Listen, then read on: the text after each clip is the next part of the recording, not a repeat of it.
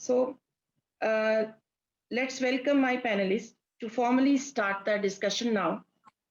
We have first panelist among us as well.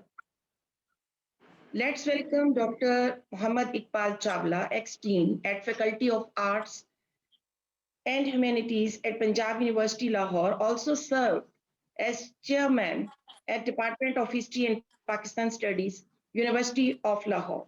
He has completed his postdoctorate from University of Southampton, UK. He is having huge research experience globally. Please, Dr. Chawla. Uh, I welcome you, sir. Thank you very much, Dr. Gill, Nadia. My Mubina salam Narjis. and greeting. Can you hear me? Yes, I can hear you. Yes. My name is Mubina Narjis. Sorry, because that was not appearing on the screen probably.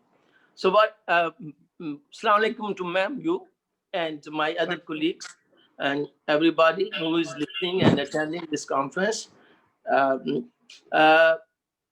It's a really honor that you have invited me to speak on a very critical and crucial topic, which has of immense importance in the history of Pakistan regarding debacle of Dhaka and Bangladesh.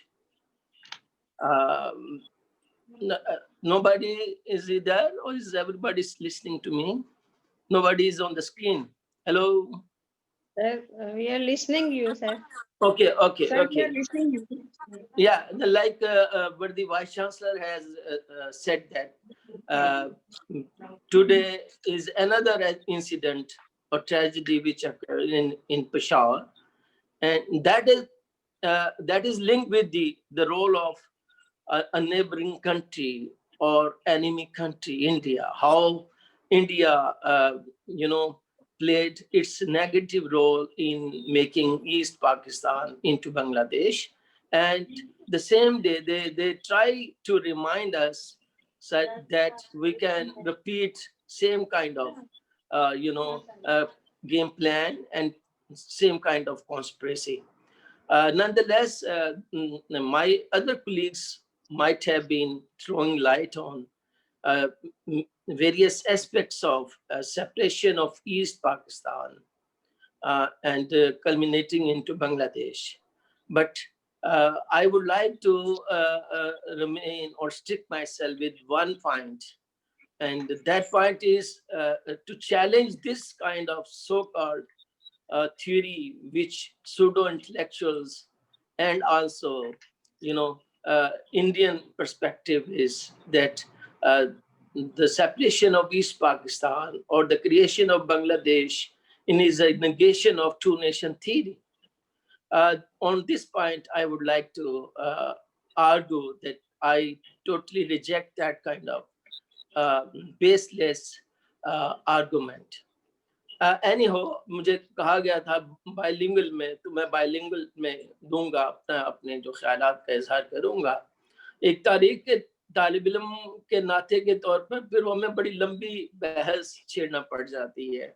अब सवाल ये है, अगर 1905 में तकसीम बंगाल ना होती, जो कि होना थी, क्योंकि अंग्रेज जो थे वो आए तो बंगाल ही में थे, बंगाल में आकर फिर वो पूरे सब कॉन्टिनेंट पे छा गए। सबसे आखिर में तो पंजाब को उन्होंने कब्जे में किया, और आखिरी मार्का जो था वॉर ऑफ इंडिपेंडेंस का, उस वक्त से लेकर 1905 तक उन्होंने कई सूबे बनाए, कई डिवीजन बनाए, कई अजला बनाए, लेकिन बंगाल को जो तकसीम किया उससे एक ये फायदा हुआ कि मशरकी पंजाब के, मशरकी पाकिस्तान के जो लोग थे, जैसे आज हमारा साउथ है, वो नेग्लेक्ट है नॉर्थ के हवाले से, सेंटर के हवाले से, लेकिन शायद ये तो इतना नहीं है जितना बांग्लादेश उस वक्त बंगाल जो नेग्लेक्ट था। तकसीम हो गया, तकसीम गलत किया, ठीक किया अंग्रेजों ने, लेकिन जो उन्होंने रद्द अमल किया कांग्रेस ने और हिंदुओं ने, उससे मुसलमानों के अंदर एक सियासी शऊर बेदार हुआ। अगरचे सर सैयद अहमद खान साहब कह चुके थे कि हम अलहदा कम्युनिटीज हैं, قوم کا تصور اس وقت نہیں آیا تھا. اس وقت تک ٹھیک ہے اٹالین نیشنلزم آ گئی تھی, جرمن نیشنلزم آ گئی تھی, ہندوستان ابھی ایک قوم بھی نہیں بنا تھا. ایک قوم بنتا تھا تو دو قومیں بنتی.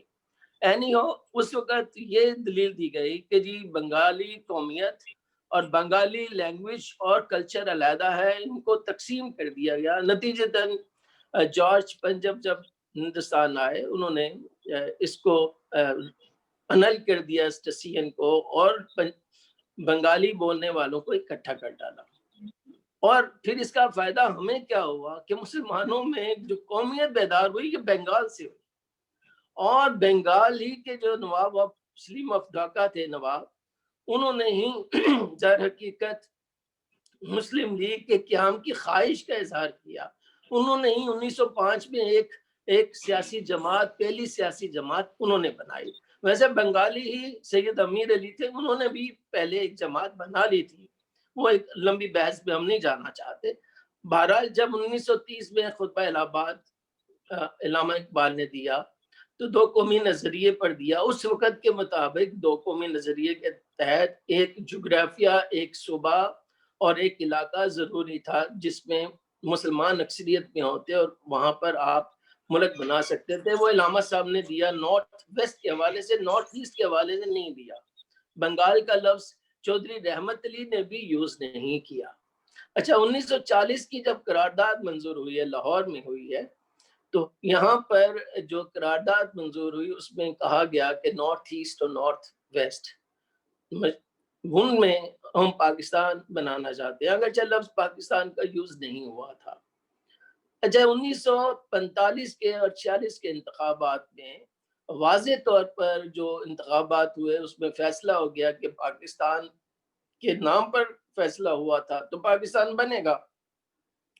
لیکن اس میں کیبنٹ مشن جب پلان آیا تو کیبنٹ مشن پلان میں کیبنٹ وزرا جب آئے, برٹش وزرا جب آئے, انہوں نے جو بات چیت کی جناح کے ساتھ اور نہرو کے ساتھ, گاندھی کے ساتھ, جس میں اس وقت جو کانگریس کے صدر تھے وہ مولانا ابوالکلام آزاد تھے, انہوں نے یہ کہا, دلیل یہ دی انگریزوں نے کہ جناح آپ کو ہم پاکستان اس وقت نہیں دے سکتے, بے شک اب الیکشن جیت گئے ہیں, آپ 10 سال تک انتظار کر لیجئے, اگر آپ ایک وفاق میں رہ لیں, اگر وفاق نہ چلے پھر آپ انڈیوائیڈڈ بنگال اور انڈیوائیڈڈ پنجاب لے لیں. ابھی اگر آپ کو لینا ہے بنگال, اب پاکستان لینا ہے تو ہمیں پارٹیشن کر بنگال اور پنجاب کو ڈیوائیڈ کرنا پڑے گا. اچھا یہ وہ دلیل تھی جس کی بنا پر قائد اعظم محمد علی جناح ایک کمپرومائز کرنے پر مجبور ہوئے, جسے عائشہ جلال نے ذرا منفی معنوں میں کہہ دیا, جبکہ ان کے اندر پورا سبسٹنس موجود تھا پاکستان کے بننے کا. چاہیے جو کمپرومائزز ہوتے ہیں یہ آئینی جد و جہد میں اہم رول ادا کرتے ہیں, لیکن پاکستان کے اصول پر کمپرومائز نہیں کیا گیا تھا. اچھا اسی دوران جو اہم پیش رفت ہوئی تھی, جب کابینہ مشن آیا تھا تو حسین شہید سہروردی نے جو الیکٹڈ ممبرز کی جب کانفرنس قائد اعظم نے بلائی تو انہوں نے ریزولوشن پاس کروائی کہ ہمیں ایسٹ پاکستان اور ویسٹ پاکستان کو ایک وحدت میں, ایک فیڈریشن میں لانا ہے.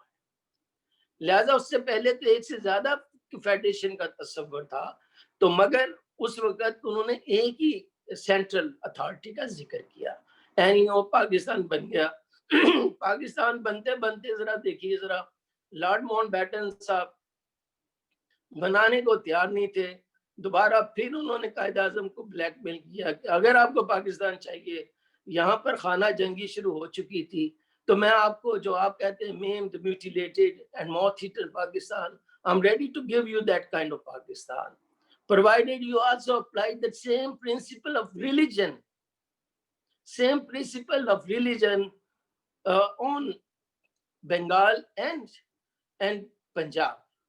اور اس پہ جناح نے کہا یہ تو ہمارا کابینہ وزرا میں یہ تو ہو چکا ہے.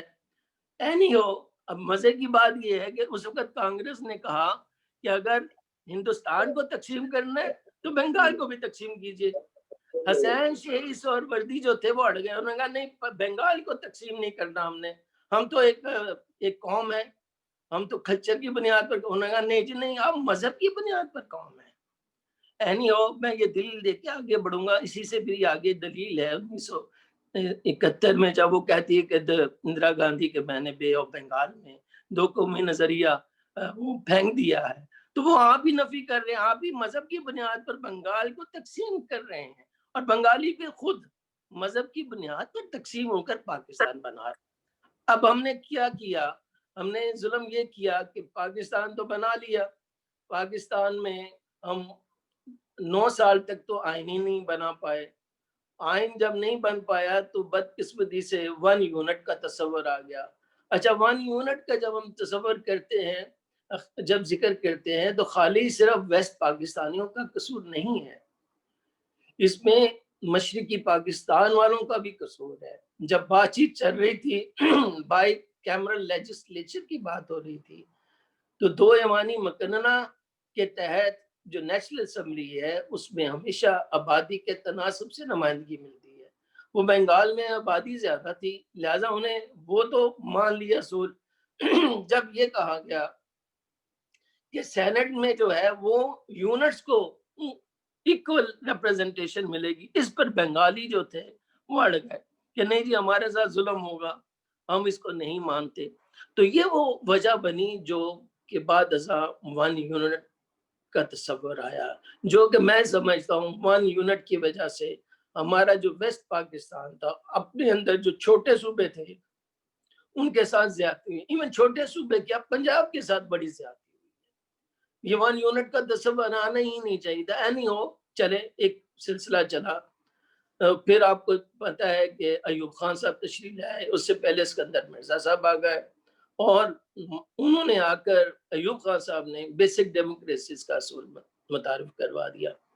اچھا بیسک ڈیموکریسیز کا اصول تو اچھا تھا کہ بنیادی جو چھوٹے یونٹس ہیں وہاں پر لوگ اپنے اپنے مسائل کا حل کریں, لیکن صوبائی سطح پر انتخابات 1954 میں ہوئے بنگال میں, اس کے بعد نہیں ہوئے. 1970 تک انتخابات ہوئے ہی نہیں. اچھا جب 1970 تک انتخابات ہی نہیں ہوئے تو وہاں پر پاکستانی قومیت کہاں بیدار ہوتی. وہاں پر تو گلی محلوں میں کھیلنے والے, کرکٹ ٹرمنالوجی میں جو روشن دان توڑنے والے, لوگوں کو بال مارنے والے, وہ تو سوچ کے مالک بن گئے, لیکن وہ جو نیشنل پاکستانی قومیت بیدار ہونی تھی وہ ہم نے 46 سے لے کر 70 تک ہونے نہیں دی, انتخابات نہیں ہونے دیے. اور وہ اگر آپ دیکھیں جو ترقی کا معیار تھا بنگال میں بہت کم ترقی ہوئی, اور اس پر بحث ہو سکتی ہے کہ وہ جو ترقی ہوئی, جو بنگالیوں کو پیسہ ملتا تھا وہ کہاں جاتا تھا, کیا وہ بیوروکریٹس کھا جاتے تھے, کیا وہ سیاستدان کھا جاتے تھے. اس پر تحقیق طلب چیزیں ہیں. میں اس کو جب آپ پر سوالات اٹھا کے چلتا چلا جاتا ہوں. دیکھیے اگر ہم فاطمہ جناح, مادر ملت اور ایوب خان کے انتخابات تک چلے آتے ہیں فوراً, تو آپ دیکھیے کہ ان انتخابات میں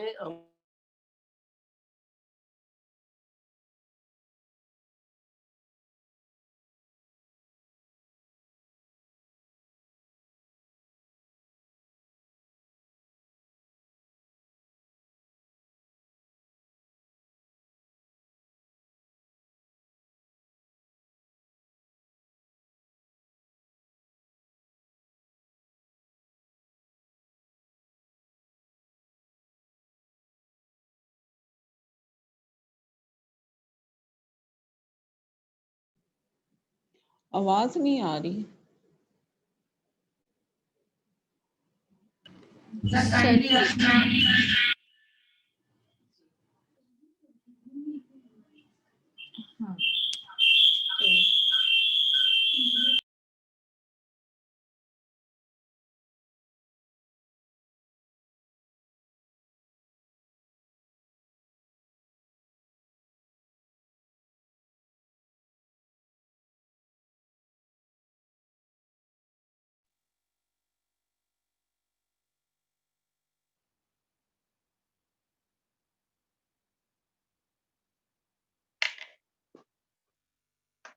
یہ پلیز آئی ٹی ڈپارٹمنٹ والوں سے کہیں یہ سیٹ کریں ذرا, آواز نہیں آ رہی, بالکل اسٹل ہو گیا.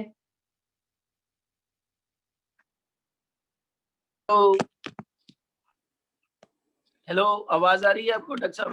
جی اب آ رہی ہے سر. میں ٹیکنیکل ایشو. اچھا، اتفاق سے کل انگلینڈ سے کانفرنس ہو رہی تھی پروفیسر ایئن ٹالبوٹ، ان کو 6 گھنٹے جاری رہی، ایک دفعہ بھی یہ کوئی کرائسس نہیں آیا. اینی ہو، ہم بات کر رہے تھے 1964-65 تک اگر فاطمہ جناح الیکشن جیت کر صدر بن جاتی تو کبھی بھی مشرقی پاکستان ہم سے علیحدہ نہ ہوتا. تو گویا اس وقت تک تو جو بنگالی بھائی تھے ہمارے پاکستان کا ایک اہم حصہ تھا اور یہی خواب دیکھ رہے تھے.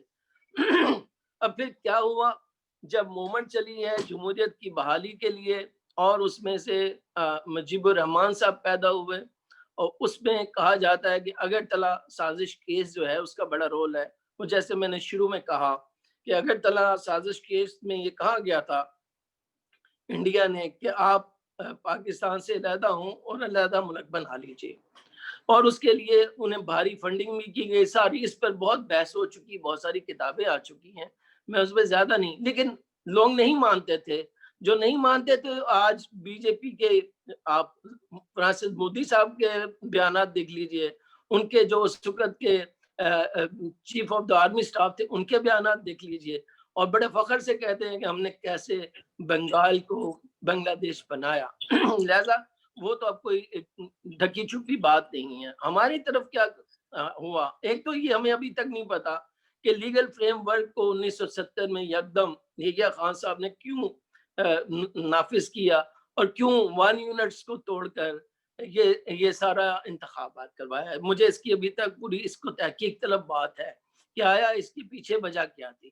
اچھا، پھر جو 1970 کے انتخابات ہوئے ہیں، مت یہی ہے کہ جو بھی فوجی آمر آتا ہے، ڈکٹیٹر آتا ہے، وہ fair and free and transparent election کرواتا ہے. یہ مت کریٹ کی گئی ہے، ایسا نہیں ہے. ایک کانفرنس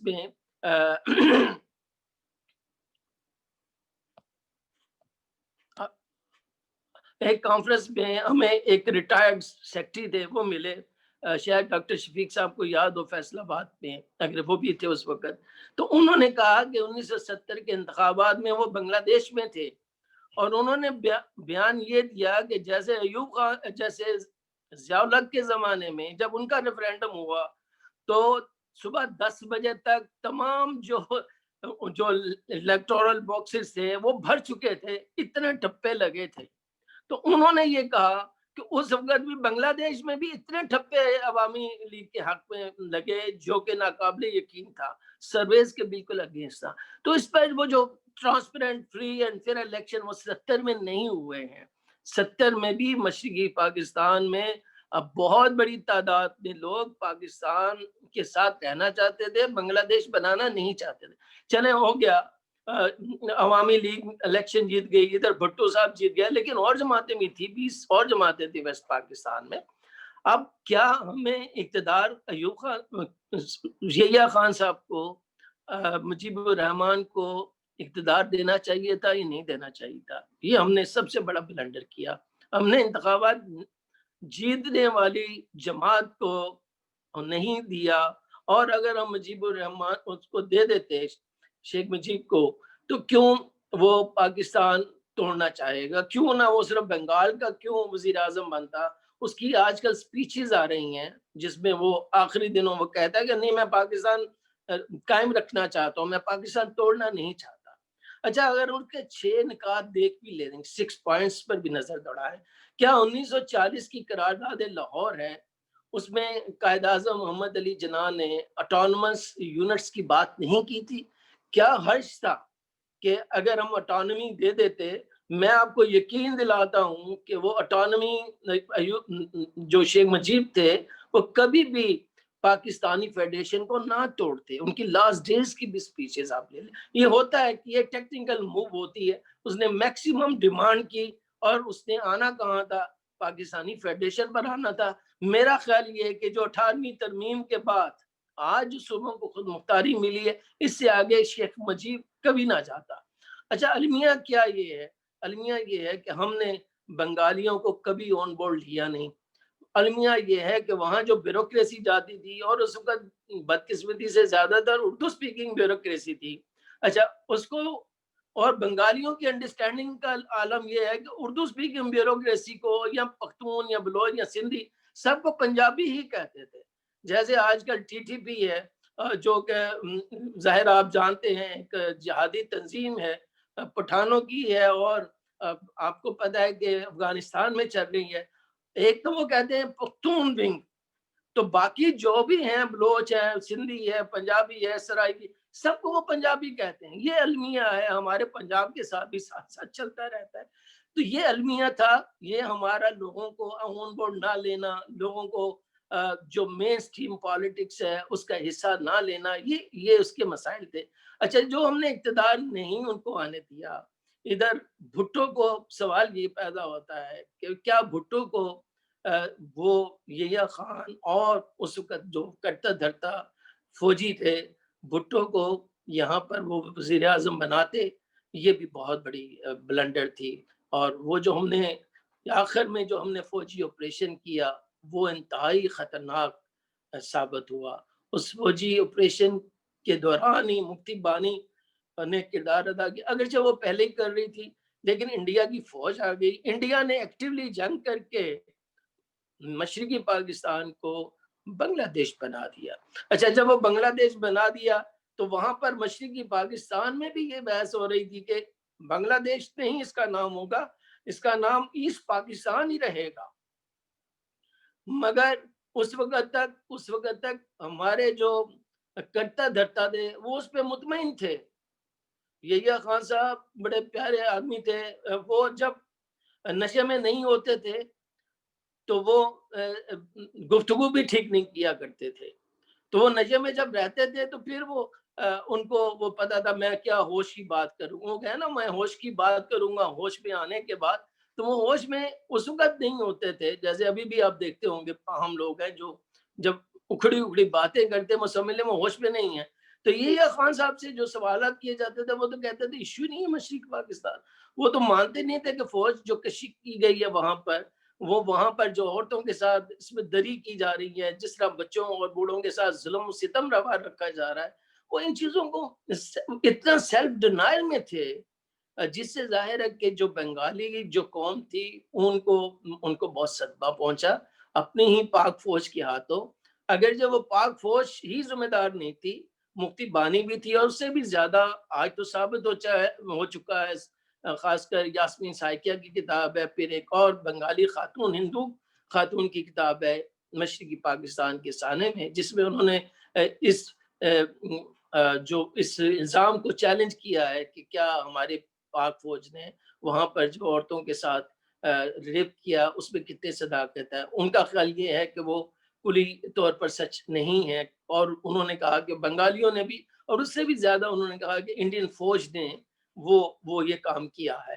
تو میں یہ کہنا چاہتا ہوں کہ جو بنگلہ دیش بن گیا اور ہم نے بھی بنانے میں اہم رول ادا کیا, مبارک ہو بھٹو صاحب کو کہ وہ جا کر اندرا گاندھی سے 92,000 ہماری فوج لے آئے, اور یہ بھی بہت بڑی بات تھی. میں اس پر بحث نہیں کرنا چاہتا. میں یہ کہنا چاہتا ہوں کہ ایک طرف جب انڈیا مشرقی پاکستان کو, ایسٹ پاکستان کو بنگلہ دیش بنا رہا تھا, ان کے جذبات سے کھیل رہا تھا, ان کے احساس محرومی سے کھیل رہا تھا, تو ہمارے جو سیاستدان تھے, ہمارے جو کرتا دھرتا تھے, ان کو اس کی سنجیدگی کا اندازہ نہیں تھا. اسی لیے جب ایسٹ پاکستان بنگلہ دیش بنا تو اندرا گاندھی نے یہ کہا کہ آج 2 قومی نظریہ جو ہے بے آف بنگال میں ہم نے بہا دیا ہے.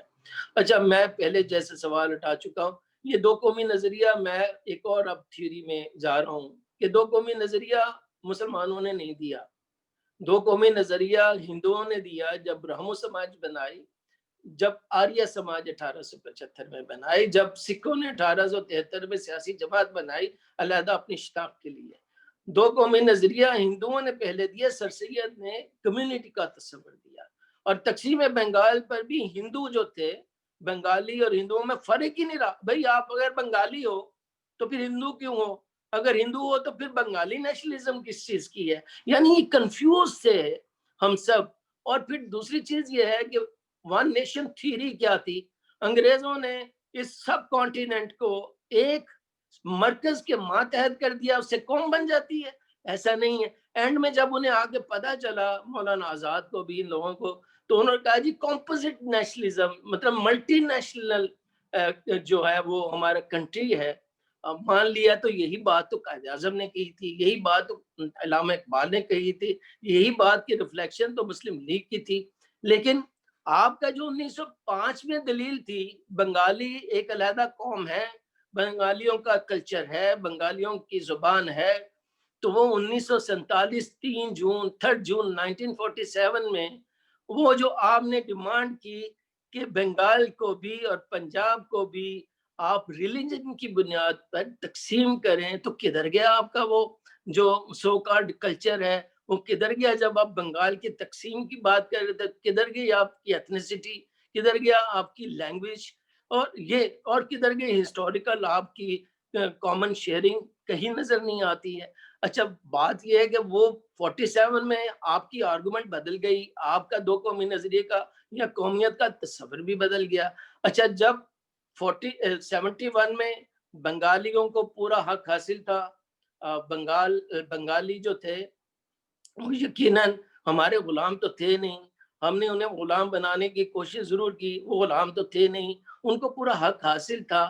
ویسے میں نے جیسے پہلے آرگومنٹ دی 1940 میں ایک سے زیادہ ملک بن سکتے تھے, اور 46 میں حسین شہید سہروردی نے خود اس پہ بات کی تھی کہ نہیں ہم ایک فیڈریشن بنا لیتے ہیں, اور وہ فیڈریشن میرے حساب سے جو آج 18th امینڈمنٹ ہے اگر اس کے تحت چلتی تو بنگلہ دیش کبھی نہ بنتا. لیکن اس سے بھی زیادہ میں نے جو پہلے آرگومنٹ دی ہے کہ اگر آپ 70 تک قومی اسمبلی کے انتخابات ہی نہیں کروائیں گے اور بنگالیوں کو مین اسٹریم میں نہیں رہیں گے, اور پھر یہ بیچ میں 1000 میل کا جو فاصلہ ہے کمیونیکیشن اینڈ ٹرانسپورٹیشن کا جو فاصلہ تھا, اس کو پھر اگر انڈیا کرے گا اور پھر 5th جنریشن وار کے تحت کرے گا, اور وہی 5th جنریشن وار کے تحت بنگالی ہم سے دور ہوتے گئے اور ہم نے ان کے لیے کچھ نہیں کیا.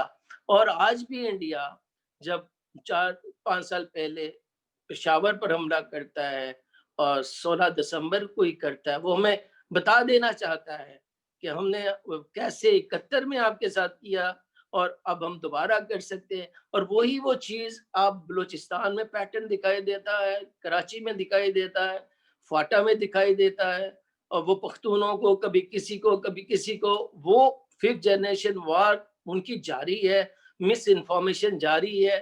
لیکن میں نے جیسے پہلے کہا یہ مشرقی پاکستان کا بننا دو قومی نظریے کی نفی نہیں تھی. اب میں بتاتا ہوں میرے نزدیک دو قومی نظریہ کیا ہے. وہ دو قومی نظریہ یہ تھا کہ جو ہندوستان میں ہندوستان جیسے میں نے پہلے کہا was a subcontinent. When I say the subcontinent, everybody knows the continent. What is the meaning of continent? Like you have in America. In America, you have two continents, North continent and the South continent. It means a land, an area where there are a number of states, countries, nations, races, classes, and they are divided and divisible. اگر اب 1945 جب تک United nation organization نہیں بنی تھی تو کہاں پر demarcation political اور جغرافیکل ڈیمارکیشن کہاں موجود تھی؟ کہاں پر جو ہم کہتے ہیں ماڈرن نیشن سٹیٹس جو تھی, لیگ آف نیشن نے شروع کی اور پھر یہ یونائٹڈ نیشن نے شروع کی, اس کے تحت جو ملک مارز وجود میں آئے ہیں وہ نیشن سٹیٹس کی بنیاد پر آئے ہیں. اور انڈیا کبھی بھی نیشن سٹیٹ نہیں تھا. انڈیا ایک برے صغیر تھا جس میں بے شمار اقوام تھی, اور اسی لیے قائد اعظم نے کہا 2200 سال تک یہ ہندوستان کبھی ایک مرکز کے اندر نہیں رہا, ایک قوم نہیں رہی. یہی علامہ اقبال نے کہا. جب ہم نے اس کو دو قومی نظریے کی بنیاد پر نارتھ ایسٹ اور نارتھ ویسٹ میں پاکستان بنا لیا تو دو قومی نظریہ وہیں دفن ہو گیا تھا. باقی کیا رہ گیا تھا؟ Ideology of Pakistan. What is ideology of Pakistan? Ideology of Pakistan کا مطلب یہ تھا کہ یہ دو قومی نظریہ ہم نے دیا. ہم نے کہا کہ اس کی بنیاد پر ان علاقوں میں ہم ایک علیحدہ ملک بنانا چاہتے ہیں, مگر اس ملک میں ہم اسلامی جمہوری اور فلاحی ریاست بنائیں گے تو اب وہ جو ہم جمہوری اسلامی فلاحی ریاست نہیں بنا سکے، اسی کے نتیجے میں ایسٹ پاکستان ہم سے علیحدہ ہو گیا. نہ جمہوریت کا تسلسل رہا، نہ اسلام کے وہ اصول رہے کہ جہاں پر آپ نے ہر ایک کی جان و مال کی حفاظت کرنی تھی، نہ ہی ویلفیئر اسٹیٹ بنی جو حضرت عمر فاروق رضی اللہ تعالیٰ عنہ لے کر آئے تھے ماڈل، جو آج امریکہ میں، یورپ میں اور خاص کر اسکینڈینیوین کنٹری میں کہ بوڑھوں کو، بچوں کو، ضعیفوں کو، ناداروں کو اور غریبوں کو اسکالرشپ ملنے تھے، سب کو ایکول رائٹس ملنے تھے، سول لبرٹیز ملنی تھی. جب وہ ہم نے نہیں دی تو وہ ظاہر ہے ایسٹ پاکستان ہم سے علیحدہ ہو گیا. اور دو قومی نظریہ تو میں نے جیسے پہلے کہا، دو قومی نظریہ تو وہ اس کا وہ تو 47 بھی ختم ہو گیا تھا، آئیڈیالوجی رہ گئی. اب آئیڈیالوجی کے تحت اگر ہم بھی آج بھی نہیں عمل کرتے تو پھر چاہے ٹھیک ہے بنگلہ دیش بن گیا، ہم نے اگر لیسن نہیں لیا تو پھر آپ دیکھیں گے پنجاب 1947 میں کوئی نہیں جانتا تھا سرائکی بھی ہے، کوئی نہیں جانتا، موجود تھے، کوئی نہیں جانتا تھا کہ جناب ہندکو بولنے والے بھی ہیں، کوئی نہیں جانتا تھا بروہی ہیں، کوئی نہیں جانتا تھا. مگر جب ہم قوموں کو ان کے حقوق نہیں دیتے، وہ پہلے کمیونٹی بنتے ہیں، کمیونٹی سے کمیونلزم میں آتے ہیں، کمیونلزم سے نیشنلزم میں آتے ہیں. یہی انڈیا میں ہوا. ہم پہلے کمیونٹی تھے 19 سینچری میں، 1905 کے پارٹیشن بنگال میں ہمیں کمیونلزم میں انٹیگل کر دیا، انگیج کر دیا. پھر بتدریج ہم 1930 میں علامہ اقبال نے ہمیں نیشنلزم کے تصور کے تحت ایک علیحدہ ملک کی طرف لے آئے. گویا میں یہ کہنا چاہتا ہوں پاکستان میں آج جو اسٹیبلش جو ہیں وہ 4 قومیں تو ہیں نا، پنجابی، سندھی، بلوچی اور پختون، یہ چاروں ایک فیڈریشن میں رہتے ہیں لیکن قومیں ہیں. تو اسی طرح ہندوستان میں 1000 بھی قومیں ہوتی، اگر مسلمانوں کو ان کے حقوق ملتے تو 2 قومی نظریہ آ بھی جاتا، جو کہ 40 میں جنہوں نے جس کا مطالبہ کیا، شاید پاکستان کی طرف ہم نہ جاتے. تو ابھی آپ دیکھ لیں کہ ہندوستان میں کیا ہو رہا ہے. وہ جو اقلیتیں ان کی، وہ اقلیتیں ابھی کمیونٹیز ہیں، یاد رکھیے گا. وہ جس طرح مودی لے کے جا رہا ہے وہ کمیونلزم کی طرف لے کے جا رہا ہے. وہ کمیونلزم کل کو نیشنلزم میں تبدیل ہو جائے گی.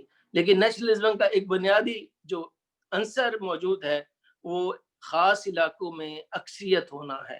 وہ شاید ابھی مسلمانوں کے پاس تو نہیں ہے، شاید کشمیر میں ہے، وہ تو پہلے سے ہے، شاید خالصتان ان کے لیے موجود ہے. تو انڈیا میرے نزدیک مودی صاحب جو لے کر جا رہے ہیں وہی ریپیٹ کر رہے ہیں مسٹیک. وہ مجھے لگتا ہے کہ he is going to become the Gorbachev of India. Anyhow میں نے میرے حساب سے جو اندرا گاندھی نے جو سلوگن لگایا وہ سیاسی تھا، وہ ایک تانا تھا 2 قومی نظریے کو مخالفت میں، کیونکہ وہ اس کو خود بھی نہیں پتا. پہلے تو وہ اس کو خود بھی بتائے بیچارہ، یا ان کے سپورٹر بتائیں گے ایک قوم تھی کیا، کس نے بنائی اور کیا اصول تھے. اگر ایک قوم تھی تو اس کے فیچر کیا ہوتے ہیں. ہم پاکستانی قوم تو ہم کہتے ہیں نا، پاکستانی قوم تو ہم اس لیے ہیں کہ ہم جمہوری بنیادوں پر تمام صوبوں نے اس فیڈریشن میں شامل ہونا چاہا، تو لہذا ہماری ایک پاکستانی قومیت بھی ہے. اس امبریلے کے اندر پنجابی، سندھی، بلوچی اور سرائکی، ان کو اسپیکنگ جو بھی جو بننا چاہتا ہے وہ بھی بنے، اس کا رائٹ ہے، اس کا کلچر، اس کو ریجنل اٹانومی یہ ساری ملنی چاہیے 18 امینڈمنٹ کے تحت. تو یہی قائد اعظم محمد علی کا خواب تھا، محمد علی جناح کا خواب تھا.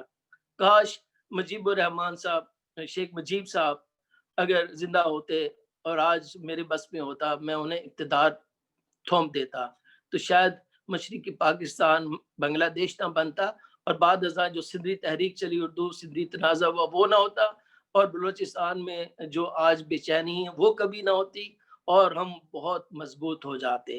اور اگر 2 قومی نظریے کے تحت اگر آپ انگریز ہمیں پاکستان دے دیتے جو میمڈ اینڈ میوٹیلیٹڈ اور موتھ ایٹن پاکستان اس نے دیا، نہ پنجاب کی تقسیم ہوتی، نہ بنگال کی تقسیم ہوتی، تو یاد رکھیے نہ ہماری مسئلہ کشمیر پیدا ہوتا، اور نہ ہی ہماری پانیوں کی جنگ ہوتی، اور نہ ہی ہمارے اتنے تعلقات کشیدہ ہوتے، اور نہ ہی بنگال بنگلہ دیش بنتا.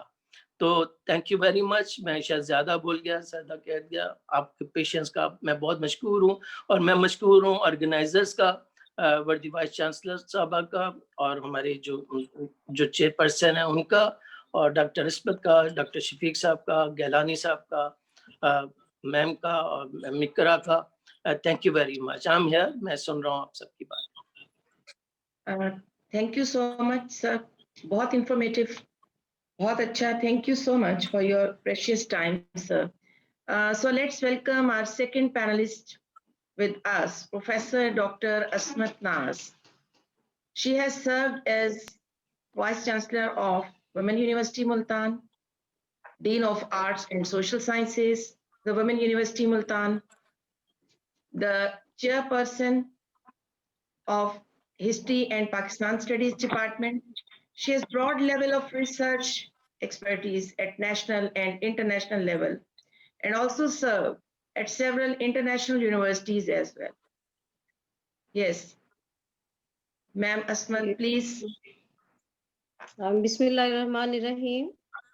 First of all, I would like to say thank you to Department of History and Pakistan Studies and to Mubina Narjis for his arranging, because she arranged her first webinar on a very important issue, or also it's a very tragic issue. سکوت ڈھاکہ یا مشرقی پاکستان کی علیحدگی جو ہے، یہ ہماری تاریخ کا ایک بہت ہی زیادہ المناک باب ہے، جس پر جتنا بھی کچھ کہا جائے، افسوس کیا جائے، آرگومنٹس کیا جائے، وہ کم ہے. لیکن بہرحال یہ ایک حادثہ تھا جو ہوا، ایک کلمیہ تھا جس نے ہمیں دو لخت کر دیا. تقریباً نصف صدی ہونے کو آئی ہے، لیکن آج تک ہم یہ ڈیسائیڈ ہی نہیں کر پائے کہ اس میں کون مجرم تھا باقاعدہ طور پر، اور کس نے اس سازش کو بنا اور کس نے اس کو فروغ دیا. یعنی 1947 سے لے کر 1971 تک 24 سال ہم اکٹھے رہے، اور جس کو ہم کہتے تھے کہ ہم بھائی بھائی ہیں.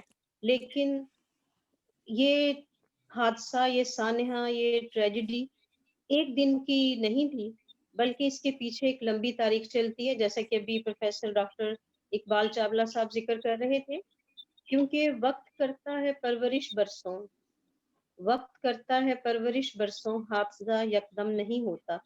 تو یہ ایک ایسا حادثہ تھا جس نے یوں کہنا چاہیے کہ ہماری اس وقت کے سیاستدانوں نے اور اس وقت کی پارٹیز نے مشرقی پاکستان کی 56% آبادی کی برتری کو تسلیم کرنے سے انکار کیا، اور اس کے ساتھ ساتھ انہیں صریحاً اقتدار سونپنے سے بھی انکار کر دیا.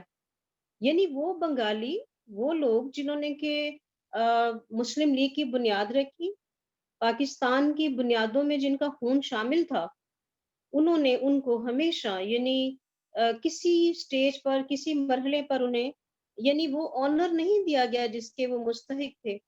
ہم یہ دیکھتے ہیں کہ انہیں ہماری بے شمار کتابوں میں، پیچھے آپ نکالیں پرائیویٹ ٹاکس کے اندر، اور جو اب مطلب ریٹن شکل میں بھی آ چکی ہیں، تو اس میں ان کو بھوکے بنگالی، ننگے بنگالی، غیر مہذب قسم کے لوگ جو ہے وہ کہا جاتا تھا.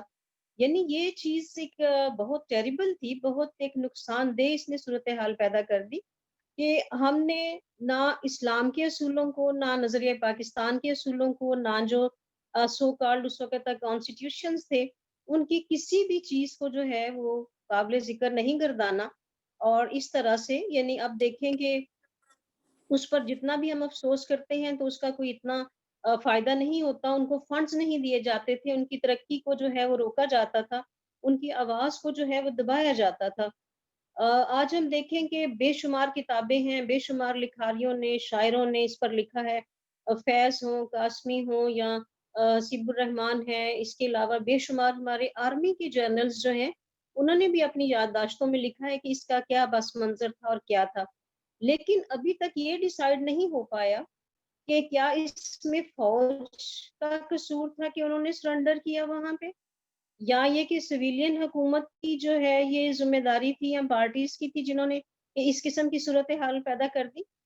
اب مجھے بتائیے، ہم موسٹلی اس وقت ہسٹورینز ہیں، کہ ہم میں سے کتنوں نے حمود الرحمان کمیشن کی جو رپورٹ ہے اس کو تفصیل کے ساتھ اور کریٹیکل انالیسس کے ساتھ پڑھا ہوا ہے.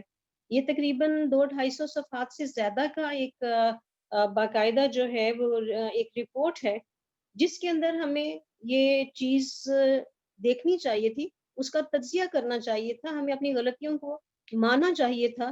لیکن افسوس کی بجائے اس کے کہ ہم اس کو تاریخ کے اور مطالعہ پاکستان کے نصاب میں شامل کرتے، ہم نے اس کو یکسر جو ہے وہ سرد خانے میں ڈال دیا ہوا ہے، کیونکہ اس میں کچھ پردہ نشینوں کے بھی نام آتے ہیں. لیکن وہ سارے پردہ نشین اب تاریخ کے یہ اصول ہے کہ وہ رفتہ رفتہ یہ چیزیں کھل کر جو ہے وہ سامنے آ جاتی ہیں، کیونکہ بنگلہ دیشی یا بنگالی جو ہیں یا مشرقی پاکستان کی آبادی کے لوگ جو ہے وہ مکمل طور پر یا صریحاً ان کے دل کے اندر چھپی ہوئی یہ خواہش تو ضرور ہوگی کہ ہم لوگ جو ہے وہ ایک علیحدہ وطن چاہیے، یا ایک صوبے کے طور پر یا ایک یونٹ کے طور پر ہمیں ہمارے حقوق ملنے چاہیے. کیونکہ اگر ایسا نہ ہوتا اور وہ شروع سے ہی علیحدگی چاہتے، تو آپ یہ دیکھیے کہ کس طرح سے انہوں نے محترمہ فاطمہ جناح کو الیکشنز میں کامیاب کروایا، ان کی تحریک چلائی، مولانا بشانی ہو یا باقی لوگ ہوں، وہاں پہ البدر ہے یا دوسری تنظیمیں ہیں، انہوں نے کس طرح سے کام کیا. ایک چھوٹا سا واقعہ آپ کے ساتھ شیئر کرنا چاہوں گی کہ چٹاگانگ کے بادشاہ یا کنگ جو ہے تری دیو رائے 1971 کے سانحے کے بعد جب بھارت اپنی بھرپور کوشش کر رہا تھا اور مجیب الرحمان بھی کوشش کر رہے تھے کہ انہیں اقوام متحدہ کا ممبر جو ہے ان کی ممبرشپ مل جائے، تو آپ یہ دیکھیے کہ بڑی یہ دلچسپ حقیقت ہے کہ بنگلہ دیش کی یا مشرقی پاکستان کی طرف سے جو ریپریزنٹیٹیو تھیں وہ اسی کنگ کی والدہ تھیں. یعنی یہ وہاں پہ وہ ریپریزینٹ کر رہی تھی کہ ہمیں بطور بنگلہ دیش ہمارا ممبرشپ جو ہے وہ وہاں پر ہمیں ایک سیٹ دی جائے. لیکن جو ہے یہ کنگ جو تھے تری دیو رائے، ان کے سامنے ایک طرف اپنی ماتا تھی یعنی اپنی ماں تھی اور دوسری طرف دھرتی ماتا تھی. لیکن اس عظیم شخص نے جو ہے وہ پاکستان کی بھرپور حمایت کی، پاکستان کا موقف پیش کیا، اور اس وقت ہندوستان کی بھرپور کوششوں کے باوجود، ان کی والدہ کی کوششوں کے باوجود جو ہے وہ بنگلہ دیش وہاں کا ممبر نہیں بن سکا. یہ تو بعد میں جب یوں کہنا چاہیے کہ اسلامی کانفرنس ہوئی لاہور میں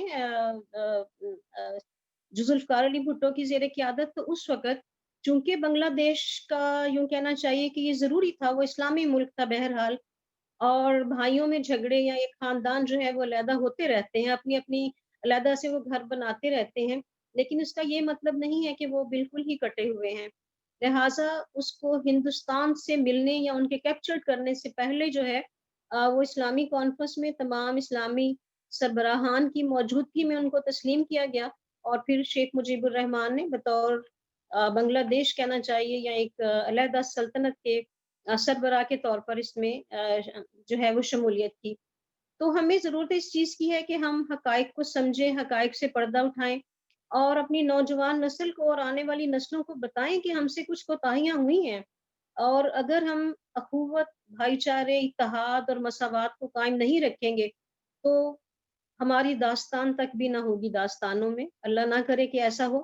لیکن آج آپ دیکھیے کہ بہاری جو ہیں کتنے سالوں سے 1971 کے بعد سے مسلسل اس کوشش میں ہیں، ہر فورم پہ وہ آواز اٹھاتے ہیں، لیکن انہیں نہ بنگلہ دیش قبول کرتا ہے، نہ بھارت قبول کرتا ہے، اور سب سے بڑی بات تو یہ ہے کہ ہم خود پاکستانی انہیں اپنے ملک میں لانے کے لیے تیار نہیں ہیں. لاکھوں کی تعداد میں ہم نے افغانیوں کو، وہ بھی اسلام کے نام پر، مسلم کنٹری کے طور پر انہیں پناہ دی، تو کیا ہم یہ کچھ ہزار جو ہیں جن کی تعداد اب اور بھی کم ہو چکی ہے ان کو پاکستان میں لا کے نہیں بسا سکتے؟ آج اب آپ یہ دیکھیے کہ بنگلہ دیش تقسیم ہوا 1905 میں، اور اس کے بعد 1911 میں دوبارہ یونائٹ کر دیا گیا. تو اگر ہم آج بھی اپنی غلطیوں کو اپنائیں اور اس کو دیکھیں تو یقیناً جو ہے ہمارے پاس اتحاد کی یا اس کی قوت موجود ہے. آج آپ دیکھیے کہ بنگلہ دیش تعلیم میں اور اکنامک کنڈیشن میں اور پیسفل کنڈیشن میں ہم سے بہت آگے، بہت اونچے مقام پر چلا گیا ہے. ایک محتاط اندازے اور حالیہ سروے کے مطابق کہا گیا ہے کہ پاکستان کو ابھی اس چیز کو ٹچ کرنے کے لیے کم از کم بھی چاہیے تو 10 سے 15 سال درکار ہوں گے. دیکھیے انہوں نے اپنی کیسی پہچان بنائی. کس طرح سے انہوں نے جو ہے وہ اپنی مشیت کو اور اپنی اس چیز کو کھڑا کیا، اسلامی یعنی یوں کہنا چاہیے کہ ملک کے طور پر خود کو متعارف کروایا. تو ہم نے کبھی سقوط بغداد تاریخ میں دیکھا، ہم نے کبھی سقوط غرناطہ دیکھا، اس کے بعد ہم نے سقوط جو ہے بنگال دیکھا. تو میرا خیال ہے کہ ڈیبیکل آف جو ہے وہ ڈھاکہ یا ایسٹ پاکستان، یہ بہت ایک اسٹرانگ ورڈ نہیں لگتا، بلکہ اس کے مقابلے میں ہم یہ دیکھتے ہیں کہ اس کو یعنی اس کو ہم ہزیمت کے طور پر لیں، یا ہمیں یوں کہنا چاہیے کہ اس چیز کو جس کو کہ آج انڈیا کیش کروا رہا ہے. انڈیا کے اندر آپ دیکھیے کہ وہ رفتہ رفتہ ہماری جڑوں کے اندر، ہماری رگوں کے اندر، ہماری نوجوان نسل کے اندر ایک ہائیبرڈ وار اور 5th جنریشن وار جو ہے اس کے جراثیم یا اس کی وہ اس طرح سے وہ ان کو انجیکٹ کر رہا ہے کہ آپ یہ دیکھیے کہ لوگوں کو یا ہماری نوجوان نسل کے بے شمار بچوں کو، آنے والی نسلوں کو شاید یہ بھول ہی جائے گا کہ مشرقی پاکستان بھی کبھی ہمارا حصہ تھا، اور ہم سے کیا کوتاہیاں ہوئی اور ہم نے کیوں جو ہے وہ اپنا ایک حصہ کھو دیا، اپنا بازو ہم سے علیحدہ کر دیا گیا یا ہو گیا. تو اس صورت میں ہمیں یہ چاہیے کہ ہم اپنی جو ہے وہ اس چیز کو باقاعدہ طور پر اس پر تحقیق ہونی چاہیے، اس پہ کچھ چیئرز ہونی چاہیے جو کہ اس چیز کو ثابت کریں کہ قوموں کی تاریخ میں ایسے سانحات، ایسے واقعات ہوتے رہتے ہیں، لیکن زندہ قومیں ان حادثات سے سیکھتی ہیں، اس پر جو غلطیاں ہیں اس کو تسلیم کرتی ہیں، اس کو کیموفلاج نہیں کرتی کہ اس میں فوج کا قصور تھا، اس میں جنرل نیازی کا قصور تھا، اس میں شیخ مجیب الرحمان نے ایسا کہا. تو دیکھیے کہ آج ہمارے پاکستان کی اندر کیا صورتحال ہے. ہمارے ہاں یعنی جیسے ابھی چاولہ صاحب نے کہا کہ سرائکی صوبے کی جب بات ہوتی ہے تو اس کو بھی مکمل طور پر ایک سرائکی صوبہ نہیں بنایا جا رہا، اس میں بھی یوں کہنا چاہیے کہ مختصر اور چیزیں ٹرانسفر ہو رہی ہیں، لیکن اس کو ایک مکمل صوبے کا درجہ نہیں دیا جاتا. میرا ہمیشہ سے یہ کہنا ہے کہ اگر فیڈرل گورنمنٹ مضبوط ہوگی تو چاہے 10 صوبے بھی بن جائیں تو اس سے کوئی فرق نہیں پڑتا، بلکہ اس سے لوگوں کو انصاف، ترقی، تعلیم ان کے دروازے تک ملے گی. ہمیں وہ غلطی دوبارہ نہیں دہرانی کہ خدا نخواستہ پاکستان کو کوئی اور نقصان پہنچے اور کوئی یہ کہے کہ ہم نے پہلے کہا تھا کہ 2 قومی نظریے کو اور اب جو ہے نظریہ پاکستان کو ہم نے تباہ و برباد کیا ہے. نعوذ باللہ ایسا نہ ہو. ہمیں چاہیے، ہماری حکومتوں کو چاہیے، ہمارے سرکردہ افراد کو چاہیے، ہائر اتھارٹیز کو چاہیے اور بالخصوص ہمارے اساتذہ کو چاہیے کہ ہم اپنے طالب علموں کے اندر یہ چیز جو ہے ان کو فروغ دیں، ان کو بتائیں کہ ہم جو ہیں وہ کون ہیں، کہاں پہ ہیں، اور اس وقت پاکستان کی سٹیج پر ہے، عالمی سطح پر، ایشیا کی سطح پر، اور اس کو کہاں پر ہم نے لے کے جانا ہے تاکہ ہم بھی ترقی کی ان منازل کو جو ہے وہ طے کر سکیں کہ جو کہ ہمارا ایک خواب ہے. میرا خیال ہے ابھی باقی اور بھی بہت سارے اسپیکرز ہیں، میں نے اس پوائنٹ پر جو ہے وہ روشنی ڈال دی ہے. مجھے امید ہے کہ ہمارے باقی وردی جو سارے اسپیکرز ہیں وہ اسی حوالے سے کچھ اور گفتگو کر کے ہمارے نالج میں اضافہ کروائیں گے. میں ایک بار پھر جو ہے وہ سارے آرگنائزرز کی اور ہسٹری ڈپارٹمنٹ کی اور وومن یونیورسٹی کی بہت شکر گزار ہوں کہ انہوں نے مجھے یہ چانس دیا آج کہ میں اپنے خیالات کا اظہار کر سکوں. بہت شکریہ. Thank you, ma'am. Thank you so much. Let's welcome our third panelist with us, Professor Dr. Muhammad Shafiq Bhatti, in this webinar. He's currently serving as chairman at Department of History and Civilization in Bahauddin Zakariya University, Multan. He has been Charles Wills Pakistan Trust Competitive Fellow at School of Oriental and African Studies in 2003 and HEC Pakistan Postdoctoral Fellow at University College London. He has more than 30 research papers and books in his credit as well. Sir Shafiq, thank you so much for joining us. Please, it's your time. Thank you very much. I'm Abhina Nargis Saiba, Chairperson, Department of History, Women University, Multan. And Assalamu alaikum to audience. I'm thankful to all the organizers and especially to the Vice Chancellor of the university for organizing such a wonderful and important event. I'm thankful to Madam Asmat Naz and Professor Iqbal Chawla Sahab for encouraging us to participate in such activities. बहुत सारी बातें हमारे दोस्त और उस्ताद चावला साहब ने की हैं, मैडम साहब ने बहुत सारी बातें की हैं। मेरे नज़दीक मशक्क़ी पाकिस्तान का सानहा नहीं था। ये हमारी कोताहियों, हमारी अनापरस्ती और हमारी नाअहली का एक मसीहा है जो हम पिछले 40 साल 50 साल से पढ़ रहे हैं, लिख रहे हैं, गा रहे हैं। ये मसीहा हमें क़याम पाकिस्तान के फ़ौरन बाद से हमने लिखना शुरू किया, कभी गद्दारी के इल्ज़ाम लगा के, कभी बंगालियों को नाअहल और करप्ट साबित करके उसके इल्ज़ामात लगाकर, और कभी उन्हें इंतज़ामी मामलात के लिए, सियासी मामलात के लिए नाअहल साबित करने की कोशिशें करके। तो ये एक मसीहा है जो हम पिछले 50 साल से लिख और पढ़ रहे हैं। इस मसीहे को कितना अच्छा लगा पाकिस्तान बनने के बाद? 49 से ही, बल्कि उससे पहले 48 से ही ये मुअम्मा शुरू हो गया। मैं इसको 2 हवालों से देखना चाहूँगा।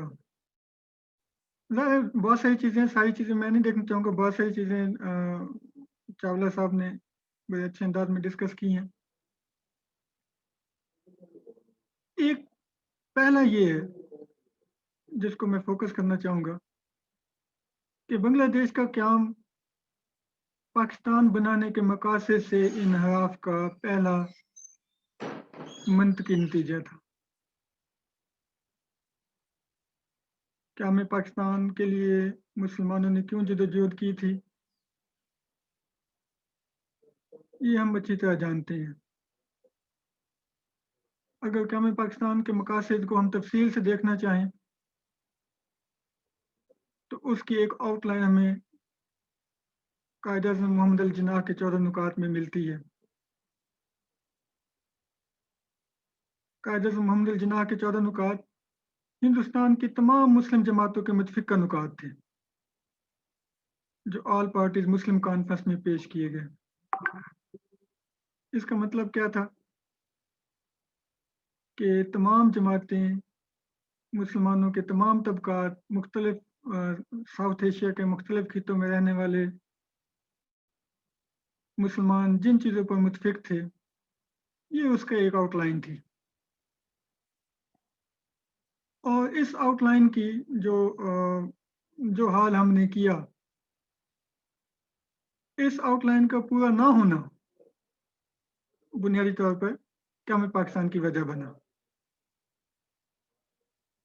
14 नुकात में जो मुतालबात शामिल थे, अगर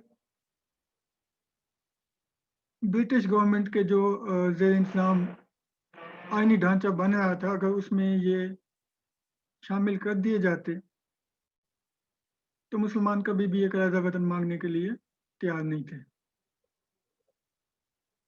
ये सेफ गार्ड्स थे जो हिंदुस्तान के वफाक के अंदर मुस्लिम लीडरशिप मांग रही थी।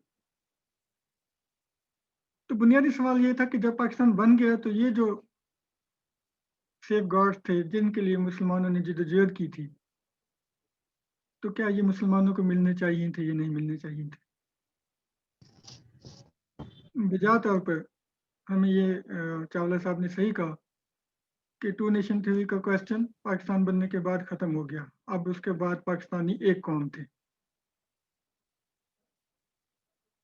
2 नेशन का तस्वुर हिंदुओं के साथ था, हिंदू डोमिनेंस के साथ था, जहाँ पे सर सैयद अहमद खान ने भी फरमाया था کہ مغربی ڈیموکریسی جس طرح سے بھی نافذ کی جائے مسلمان ایک اقلیت رہیں گے.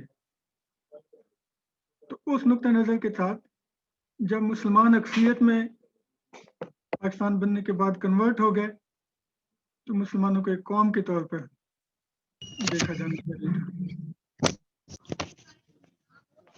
لیکن بدقسمتی سے پاکستان بننے کے بعد بھی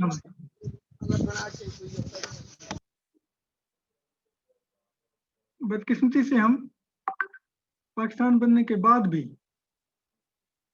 جو کالونل پیراڈائم تھی اس سے باہر نہیں نکل سکے. کالونل پیراڈائم بڑی دلچسپ تھی. وہ پیراڈائم طبقاتی نظام پر مشتمل تھی.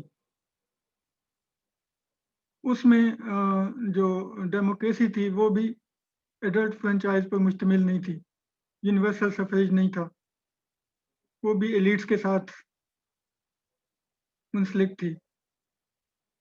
پھر جہاں پر پنجاب کا سوال آتا ہے تو وہ سوال بھی اس لیے اہم بن گیا کہ سکھ بھی پنجاب میں شمار ہوتے تھے اور اس کے علاوہ جو 1901 تک جو مارشل ریسز کا تصور تھا وہ سارے علاقے پٹھانوں اور بلوچوں اور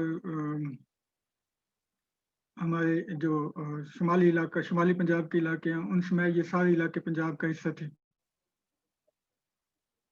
لہٰذا یہاں پہ جو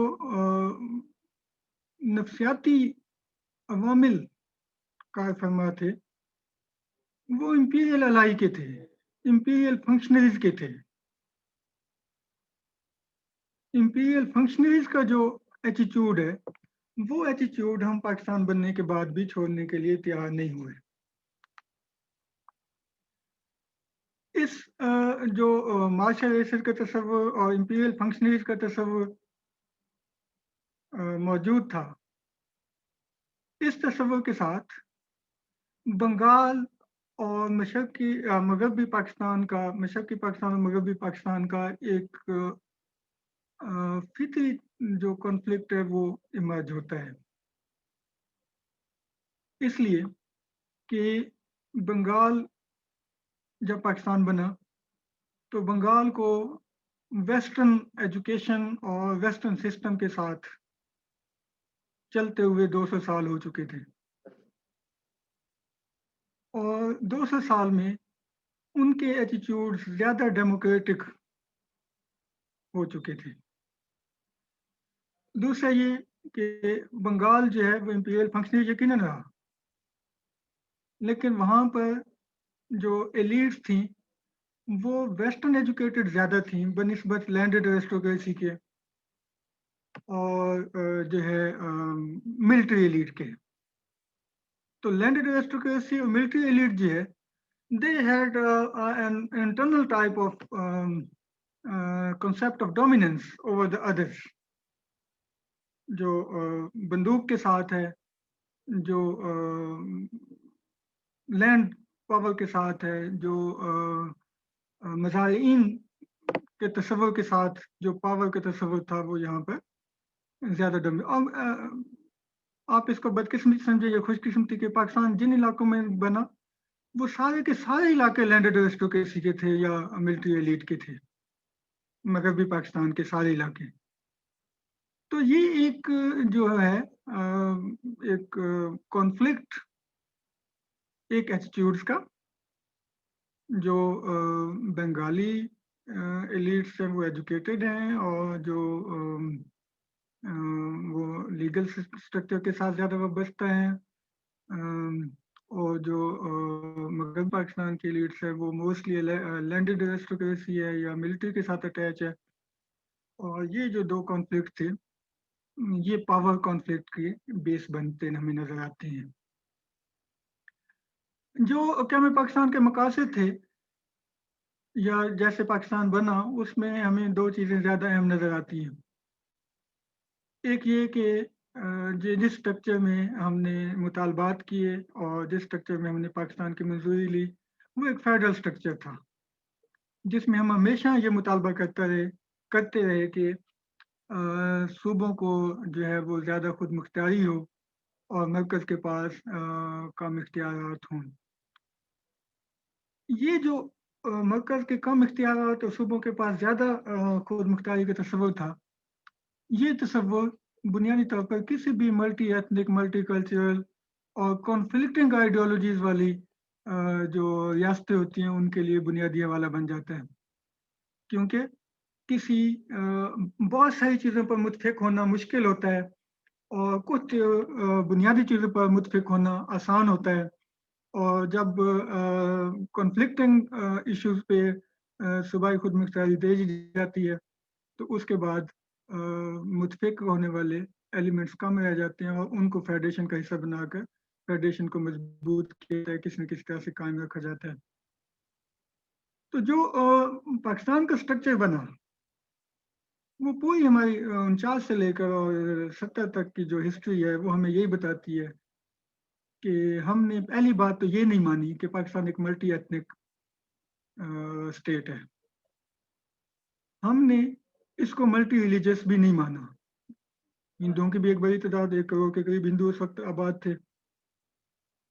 لہذا جب ہم نے ملٹی ایتھنک اسٹیٹ کے طور پہ پاکستان کو ایکسیپٹ نہیں کیا اور اسے ایک ہوموجینس اسٹیٹ میں کنورٹ کرنے کی کوشش کی تو لامحالہ جو ثقافتی اور معاشی تضادات تھے وہ بہت زیادہ ابھر کر سامنے آئے.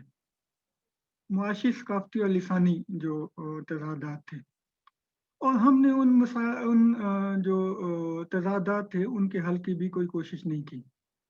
ایک طرف ہم مشرقی پاکستان اور مغربی پاکستان میں ایک ایلیٹس کا ڈیفنس ہے، وہاں پہ متوسط طبقے کی ایلیٹ ہے، یہاں پہ جو فائنینشلی اور ملٹریلی جو طاقتور طبقات ہیں ان کی ایلیٹ ہے.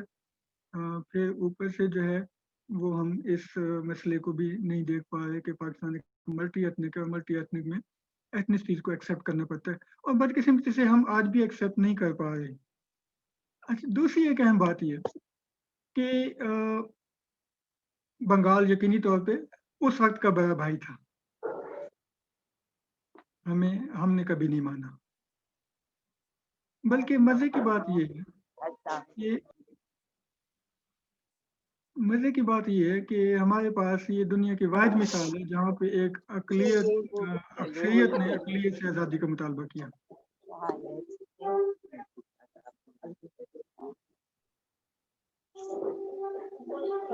پلیز مائک بند کیجیے گا.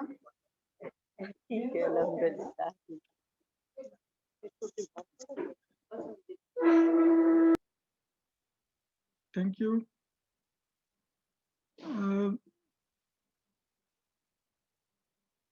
تو جو دنیا کی واحد مثال ہے جس میں ایک اکثریت نے اقلیت سے علیحدگی کا مطالبہ کیا، اور یہ دلچسپ مثال ہے.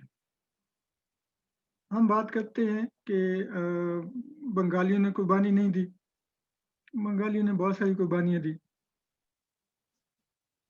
مثلا وفاقی نظام کو قائم رکھنے کے لیے بنگالیوں نے اپنی اکثریت کی قربانی دی.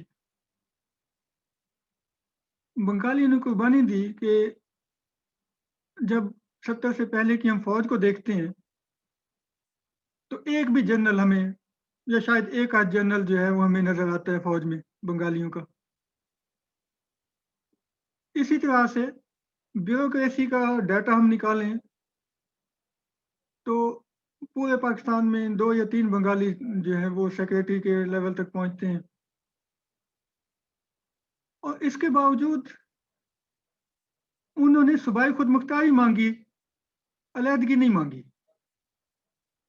اور صوبائی خود مختاری پاکستان بنانے کے مقاصد میں شامل تھی. اس لیے میں یہ بات کر رہا تھا کہ کیا میں پاکستان کے مقاصد کو امپلیمنٹ کرنے میں ناکامی جو ہے وہ مشرقی پاکستان کے بننے کی، مغربی پاکستان کے سے مشرقی پاکستان کی علیحدگی کی بنیادی وجہ بنتی نظر آتی ہے. نہ ہم ایکوالٹی کی بنیاد پر اسٹیٹ کو قائم کر پا رہے ہیں، نہ ہم جو ہے پاور جو ہے ڈیولوٹ کرنے کی خواہش رکھتے ہیں، اور اس کی وجہ صرف कॉलोनियल स्ट्रक्चर था जिसमें जो रियासत है, जो एम्पायर है, उसको मिलिट्री पावर के जरिए कंट्रोल करने की जो आइडियोलॉजी काम कर रही थी, वो हमने पाकिस्तान बनने के बाद भी अपनाए रखी। ज़रा हम देखें कि बाइकैमल जो सिस्टम था वो वफाक की पहचान होता है, लेकिन 56 के आइन में हम वो नहीं बना पा रहे। क्यों नहीं बना पा रहे? कि जी बंगालियों को शिकायत है कि हमारी आबादी ज़्यादा है लेकिन हमें 1 यूनिट शुमार किया जा रहा है, और मशरक़ी पाकिस्तान के 4 यूनिट हैं, तो सेनेट में उनकी आबादी तो 4 गुना हो जाएगी, उनकी नुमाइंदगी 4 गुना हो जाएगी। ये एक यकीनी तौर पे मुअम्मा था। क्या हम इसको हल नहीं कर सकते थे? क्या हम मशरक़ी पाकिस्तान के नए सूबे नहीं बना सकते थे? मुझे आज तक समझ नहीं आई कि आखिर नए सूबे बनाने में 48 से लेके अब तक पाकिस्तान में क्या मसला बनता है? क्या कोई एक यूनिट जो इंतज़ामी तौर पर जो है वो ज़्यादा इख्तियारात हासिल कर ले, तो क्या वो पाकिस्तान से गद्दारी और पाकिस्तान से बगावत का मुर्तकिब हो जाएगा? यकीनी तौर पे फेडरेशन की पहचान बाइकैमल सिस्टम होता है, और सिर्फ मगरबी मशरक़ी पाकिस्तान को ताकत ना देने के लिए ना तो नए सूबों का सवाल उठाया गया। हालांकि दिलचस्प बात है कि अल्लामा इकबाल ने 37 में कायद आज़म को खत लिखा कि जिस पाकिस्तान की मैंने बात की थी, अगर वो पाकिस्तान बन गया तो आपको ढेर सारी इंतज़ामी तब्दीलियां करके नए सूबे बनाने पड़ेंगे। अल्लामा इकबाल जैसा शख्स 37 में ये विजुअलाइज कर रहा था कि रियासत बनने के बाद मसाइल और हो जाते हैं, फिर पाकिस्तान के लिए इस्लाम के नारे पे रियासत नहीं चलेगी, फिर लोगों को उनकी दहलीज तक इंतज़ामी सहूलतें पहुंचाना और मुआशी सहूलतें पहुंचाना अवलीन काम बनेगा। लेकिन ये चीज़ें हमारी जो बहस का हिस्सा कभी भी नहीं बन पाई। हम बहुत अच्छी एक विशफुल थिंकिंग है। मैडम असमत नाज साहब ने बहुत अच्छा कहा कि आज भी हम इकट्ठे हो सकते हैं, लेकिन फिर वही सवाल है, इकट्ठे किस चीज़ों पे होंगे? यानी डाटा हमें बताता है कि जब मशरक़ी पाकिस्तान और मगरबी पाकिस्तान इकट्ठे थे तो मैं आज भी याद करता हूँ, मैंने अपने बचपन में मुहावरा सुना हुआ है। हमारा मुहावरा था भूखे बंगाली, और मैं आज भी डाटा देखता हूँ, मुझे ये फिगर्स नजर आती हैं कि वो भूखे बंगाली पाकिस्तान का 60% जो फॉरेन एक्सचेंज है वो अर्न करते थे। उन्हें शिकायत क्या थी कि जो हम कमाते हैं वो फॉरेन एक्सचेंज की शक्ल में मगरबी पाकिस्तान चला जाता है, मशरक़ी पाकिस्तान में खर्च नहीं होता। तो क्या पाकिस्तान की किसी गवर्नमेंट ने ये सोचा कि ना वहाँ पे क्या मैकेनिज्म हो फाइनेंशियल जो मैनेजमेंट है उसका? अच्छा, यही सवाल आज भी मौजूद है, आज भी यही सवाल उठाए जाते हैं। इसी तरह से जो कॉलोनियल लेगेसी, चावला साहब ने बहुत अच्छा जिक्र किया कि बहुत सारे मसाइल कॉलोनियल जो डिवीजन थी उसकी वजह से पैदा हुए, लेकिन उन मसाइल से तो कुछ ऐसे इदारे मजबूत हुए और वो आज भी मजबूत हैं जो फाइनेंशियल रिसोर्सेज भी और बाकी जो मैनेजमेंट है उस पर भी हावी है। उससे मशरक़ी पाकिस्तान के लिए जो मसाइल थे उनके हल की तरफ क्या तवज्जो दी गई? यानी मशरक़ी पाकिस्तान के लोग फौज में शामिल नहीं हो सकते थे क्योंकि उनके नेचुरली उनके कद छोटे थे। कुछ खास मराहत के तहत उनको रियायत दी गई, लेकिन उनके बहुत कम लोगों को शमूलियत की गुंजाइश पैदा की गई। लेकिन जिन कॉलोनियल लेगेसी के तौर पे जो तनाज़ात हमें मिले, वो तनाज़ात भी मशरक़ी पाकिस्तान में भी मौजूद थे, लेकिन फोकस मशरक़ी पाकिस्तान के तनाज़ात की बजाय सारा फोकस कश्मीर के इशू पे रहा। लिहाजा उनको ये भी एक मसला मौजूद है। शेख मुजीबुर रहमान को हुकूमत मिलने का सबसे ज्यादा खौफ क्या था? ज्यादा खौफ ये था कि इंडिया के साथ तिजारत शुरू हो जाएगी, और पाकिस्तान वालों का इस्तेदलाल क्या था? मशरकी पाकिस्तान का इस्तेदलाल सिंपल सा था कि एक चीज जो हमें कराची से मंगवानी पड़ती है बंदरगाह के जरिए, और 1000 किलोमीटर का फासला तय करती है, और उस पर जितने अखराजात आते हैं वो हम 1 किलोमीटर दूर से मंगवा लें, तो इसमें क्या हर्ज है? तो ये इंडिया दुश्मनी का जो लेबल हमने अडॉप्ट किया, तनाज़ात अपनी जगह पे मौजूद है, लेकिन जो कौमों और रियासतों के दरमियान जो ताल्लुकात होते हैं वो तनाज़ात के साथ चलते हैं। इंडिया दुश्मनी का लेबल वो हमारे पास इतना स्ट्रांग रहा कि हमने इंडिया दुश्मनी में अपने मशरकी पाकिस्तान की दुश्मनी को भी फरामोश कर दिया। हमने ये नहीं सोचा कि इंडिया दुश्मनी में मशरकी पाकिस्तान को कितना नुकसान होता है, और इंडिया के साथ कितनी दुश्मनी कम कर दें जिससे मशरकी पाकिस्तान के लोगों के जो ग्रीवेंसेस हैं वो रिजॉल्व हो सकें। यकीनी तौर पे इंडिया के साथ दुश्मनी कम करने से यकीनी तौर पे कुछ बजटरी जो कुछ इदारों का डेफिसिट हो सकता था, वो यकीनी तौर पे हमारे लिए ज़्यादा अहम था कि उनके बजट में कमी ना हो। लेकिन फिर भी बहुत सारे मामलात में अगर आज हम इंडिया के साथ तिजारत कर सकते हैं, और हमारी तिजारत आज भी इंडिया के साथ डेफिसिट में है, लेकिन हम एक बड़ा हिस्सा इंडिया से इवन टमाटर और प्याज तक मंगवा सकते हैं, तो मशरकी पाकिस्तान को चावल क्यों नहीं मंगवा नहीं दिया जा सकता, या उनको % वहाँ बेचने की इजाज़त क्यों नहीं दी जा सकती? ये ढेर सारी ऐसी चीज़ें हैं जो हमारी उस एलिटिस्ट पर्सपेक्टिव की निशानदेही करती हैं, हमारे उस इंस्टीट्यूशनल फेलियर की निशानदेही करती हैं, जिसके तहत हम तनाज़ात को हल करने की बजाय हम कोई गिरोही मुफादात, हम कुछ अना के मसाइल और कुछ ऐसी तदबीरों में लग गए जो एक प्रैग्मेटिकली एक रियासत के इशू नहीं होते। मेरे लिए जो खौफनाक बात है वो ये है कि आज भी बांग्लादेश के साथ हमारे ताल्लुकात अच्छे नहीं हैं। वो जो लेगेसी है तलखी की वो आज भी मौजूद है। हम रियासतों के तौर पर भी आपस में कोऑपरेट करने को तैयार नहीं हो रहे।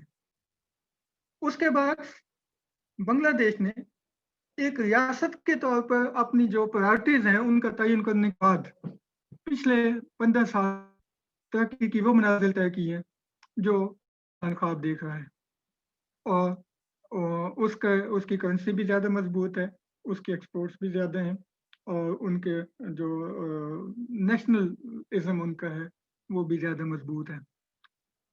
तो मैं ज़ाती तौर पे समझता हूँ कि हमारे पास 2 मसाइल बहुत ज़्यादा हैं। एक ये कि हम आज भी multi ethnic nature of the state को समझने को तैयार नहीं है। आज भी जो तबकात हैं वो वही रोल प्ले कर रहे हैं जो एक कॉलोनल हेरिडेटरी जो सिस्टम है और जो पावर है उसका, और हम आज भी ये नहीं समझते कि एथनिक इश्यूज बदलते भी हैं और रियासतों को नए नए मसाइल के साथ उनके नए हल ढूंढने होते हैं, और ये जो है स्टेगनेंट सिस्टम नहीं होता। रियासतें और उनके अवाम स्टेगनेंट माइंड के साथ नहीं काम करते, उनके जो क्लेम्स होते हैं आइडेंटिटी के वो स्टेगनेंट नहीं होते, उनको वक्त के साथ साथ बदलते हैं और उनको बदलना चाहिए, और उन बदलते हुए हालात के मुताबिक जो रियासती निज़ाम है उसको बदलना होता है। हम इस खौफ का अब भी शिकार है, और मैं खौफज़दा होता हूँ कि कहीं हम एक और साने की तरफ तो नहीं जा रहे। यकीनी तौर पे हमारे जो रियासत के इदारे हैं उन्हें ये सोचना चाहिए कि तमाम तबकात को साथ लेके चले, और इवन बांग्लादेश के साथ भी ताल्लुकात अच्छे बनाने चाहिए, और हम एक नए सफ़र का आगाज़ करें जो पाकिस्तान की यकजहती और पाकिस्तान के मुस्लिम उम्मा में एक मजबूत किरदार की निशानदेही करें। मैं आखिर में फिर एक दफ़ा शुक्रिया अदा करता हूँ तमाम एडमिनिस्ट्रेशन का और ऑर्गेनाइजर्स का और अपने असातिज़ा कराम का और प्रोफेसर इकबाल चावला साहब का और चेयरपर्सन मुबीना नरगिस साहिबा का कि उन्होंने इतना एक सेमिनार ऑर्गेनाइज किया इतना अच्छा। हमें अपनी कोताहियों और अपनी खामियों पर नज़र डालने का मौका फराहम किया। मैं तवक्को रखता हूँ कि हम एज एकेडमिशियन इन खामियों को नज़रअंदाज करने की बजाय हम इन खामियों को मुस्तकबिल में इम्प्लीमेंट होने से रोकने के लिए अपना किरदार अदा करेंगे, आवाज़ उठाएंगे और पाकिस्तान को एक मजबूत मुल्क की शक्ल देने के लिए मेहनत करेंगे। Thank you very much. Thanks. Thank you so much doctor Shafiq. बहुत डिफरेंट एंगल के साथ आपने इस मौजू पे बहस की है, बहुत ही अच्छा लगा। Now let's welcome our fourth and last guest of this panel, Professor Dr. Nagma Parveen. Served as professor at the Women University Multan.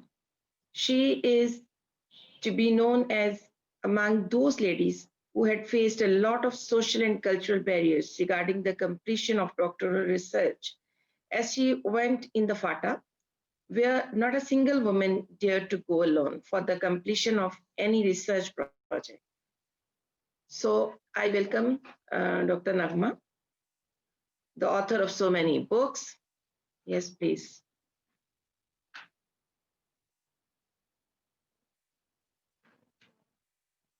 Ma'am का म्यूट खोले।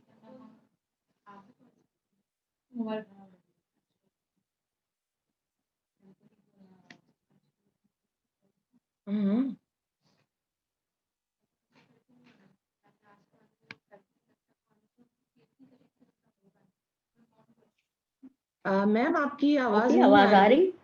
जी अब आ रही है जी, प्लीज स्टार्ट। आवाज आ रही है? जी जी मैडम अब आ रही है। Okay. Bismillahirrahmanirrahim. I am Professor Dr. Nagma from Department of History and Pakistan Studies from the Women University Multan. अस्सलाम वालेकुम।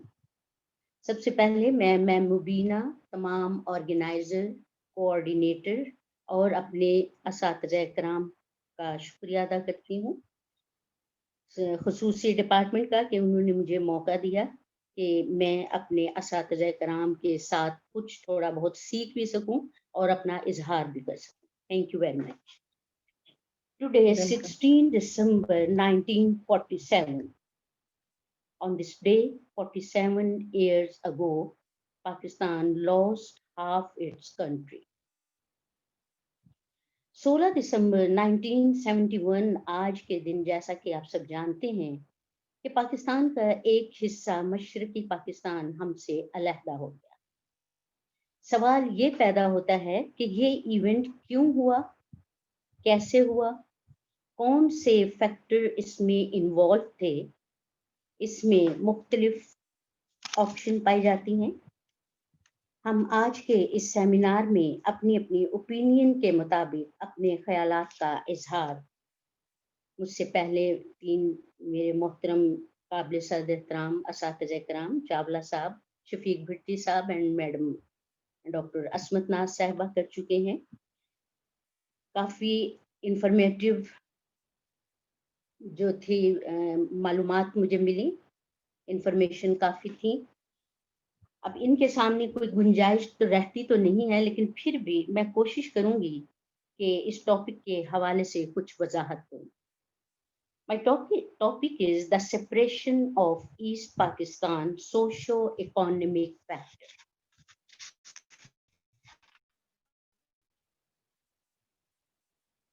In 1971, Pakistan as a nation suffered the most terrible shock in its entire history when it lost its eastern wing due to reasons that are well known but yet not very well understood.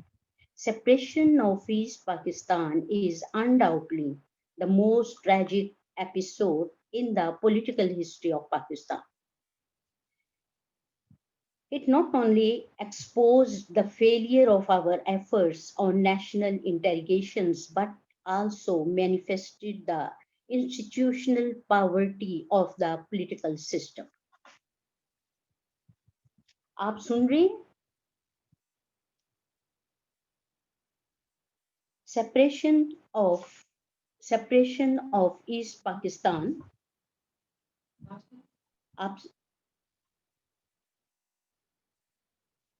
आपको आवाज आ रही है?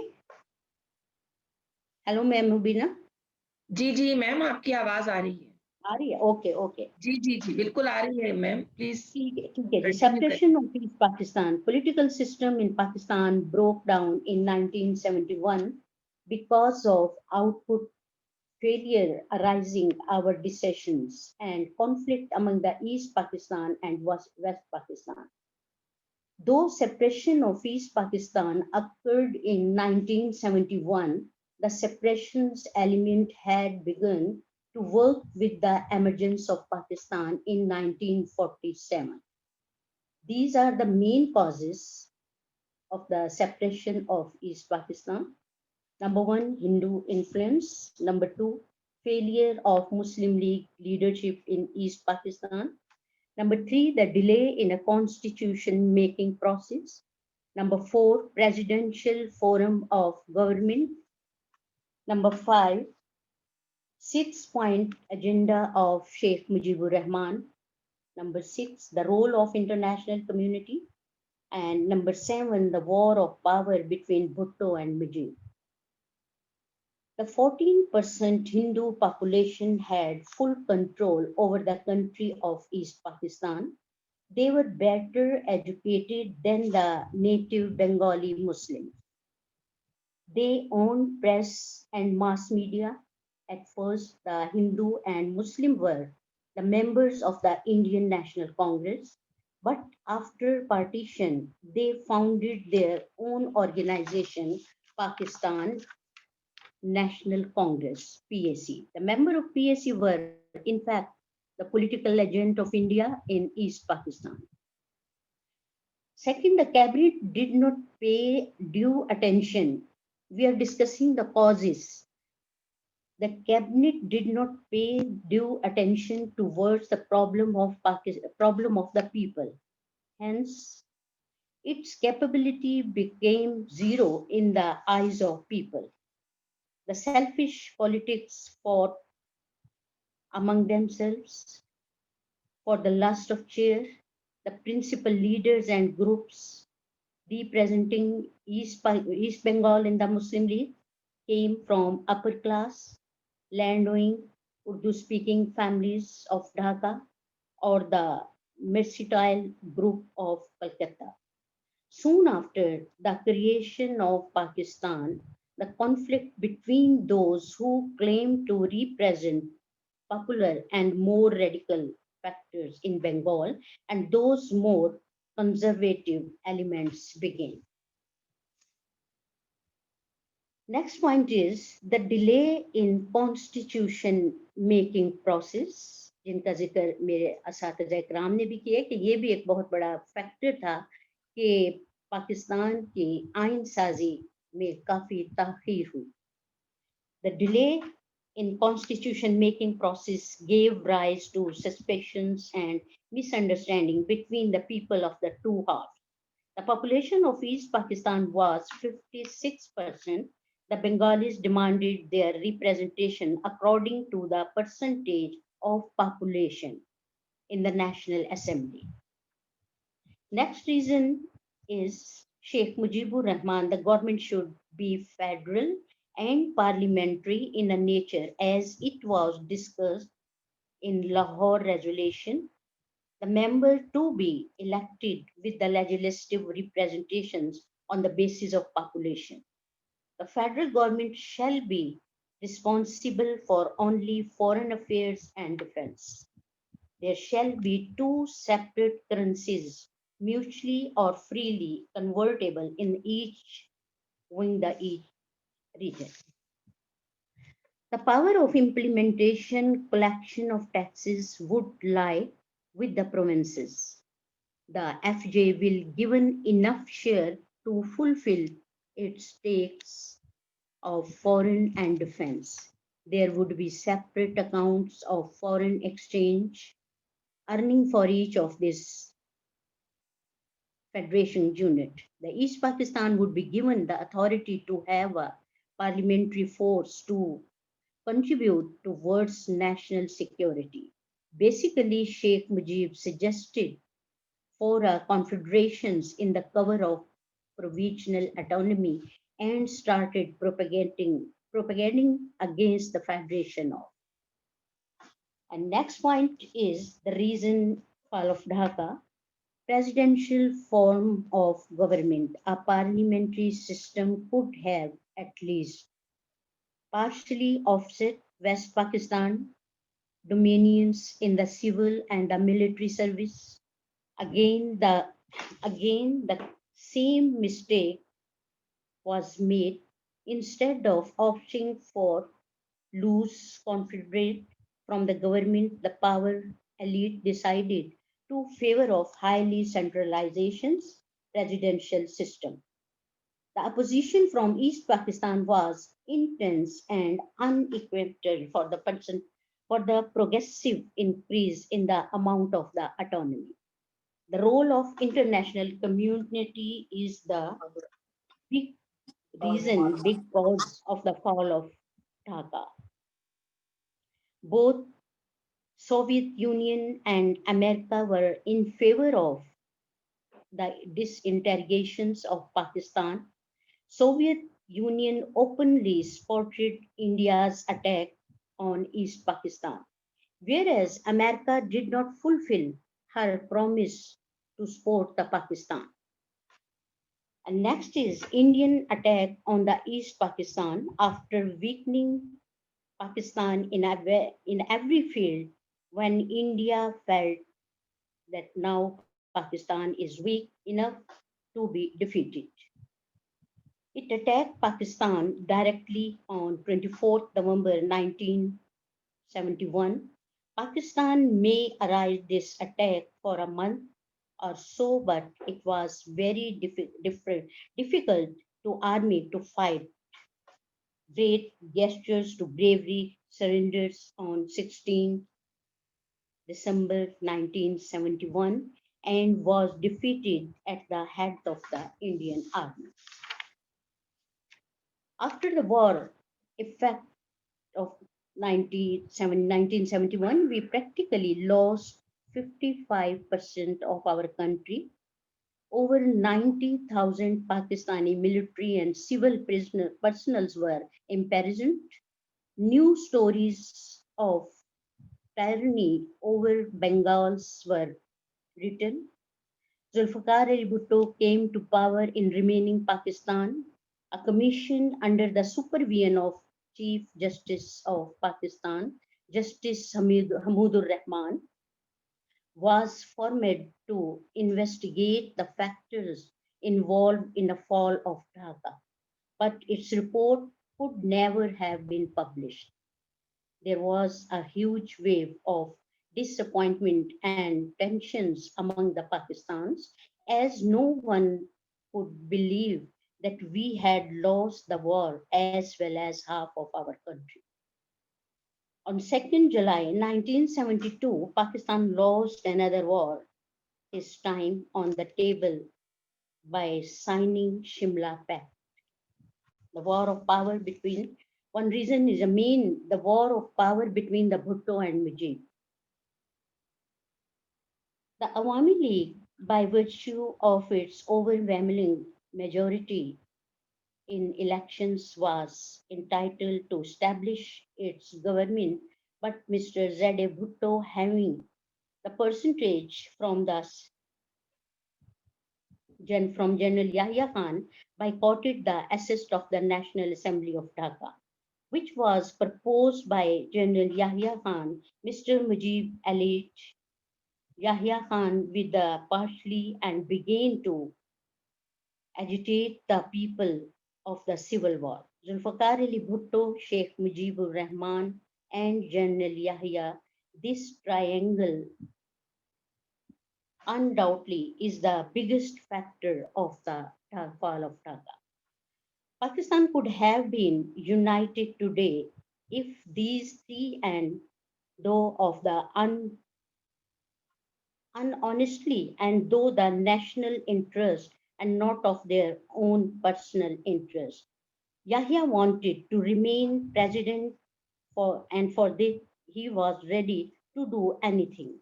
Bhutto wanted his share in a government by giving the concept of second largest party, and Mujib also showed rigidly in the attitude and he deserved in the fall of Dhaka for the reason. So, minor misunderstanding between East and West Pakistan lead to the major conflict and that had brought an end of the united Pakistan, and Pakistan was disintegrated. Many factors such as the geographical and the social cultural differences between the two wings, the language issue, the economic disparity, and exploitations of the East Pakistan, disparity in civil service and armed forces, differences over constitution making, degenerations of the Muslim League, and the rise of the regional Bengali parties, and the political grievances and the alienations of the East Pakistan were responsible for the process of decay that finally resulted in the dismemberment of the country. The people of East Pakistan were radically different from the counterpart in the West Pakistan. In a number of cultural traits, there was hardly any interaction between them. Moreover, Pakistan Army almost wholly consisted of Punjab Pakhtun's populations who could not understand the dynamics of the eastern wings. The ethnic, climate, and economic disconnections between the both of parts of Pakistan were substantial. On other hand, there existed external dangers in the form of hostile neighbor like India, and also internal challenges of Bengali separatist movement. In the result of successful Bengali movement, Pakistan disintegrated in 1971. During 24 hours of the United Pakistan, its leadership committed many mistakes and various situations were mishandled.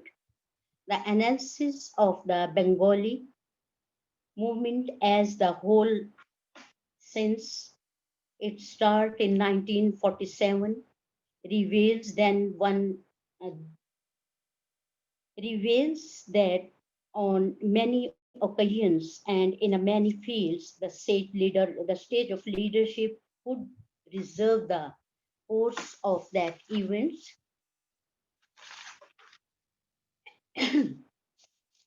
Pakistan intellectuals could be saved. Two limitations of the Pakistan leadership regarding the political parties affected the unity of Pakistan to a large extent.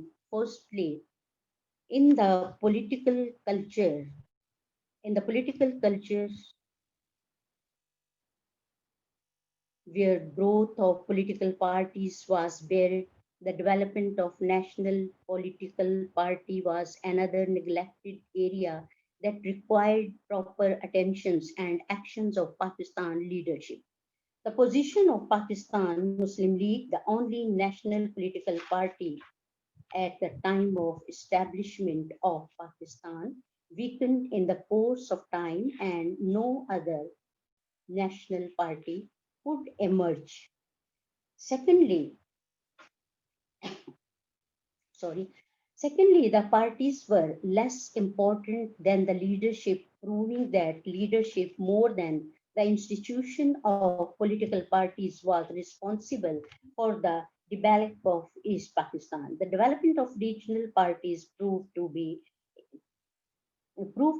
injurious for the Federation of Pakistan when in the critical times regional political parties having no following and organization in the other wing won the elections in their respective areas, and no national party could join the people of the country together. Short sighted and power-hungry leaders ruined the nation's interest. Dismemberment of Pakistan was caused by leaders from West as well as East Pakistan. The fact was that East Pakistan was discriminated against and was not given its due share in the socio-political life of the country. Nor were sincere efforts made to reduce the glaring economic disparity between the two wings. According to my point of view, the single person was responsible for the separation of East Pakistan. Corrupt politicians, bureaucracy, military influences, statement of Bhutto was also reason of conflict. Yahya Khan also play a major role in East Pakistan crisis. Social, cultural, languages problem also play its role. Discrim- discriminations in North and Dhrinder Nath death also a part of this conflict, and Mujibur Rahman few points are tricky and self-centered, which create a lots of agitation between East and West Pakistan. Overall, minor misunderstanding between East and West Pakistan lead to the major conflict. Lack of loyal leadership further aggravated the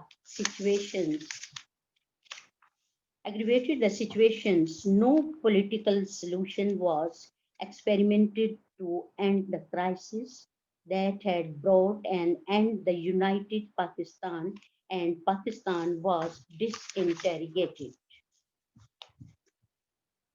The analysis shows that Bengali nationalism, which culminated into the dismemberment of Pakistan, emerged in 1950 and 1960 due to discrimination policies of non-representative persons dominating the central government of Pakistan. East Pakistan was deprived its due to share in a political and economic realms, and this led to the growth of Bengali nationalism. A political situation was created in which the majority group from East Pakistan felt itself dominated by the minority group of West Pakistan.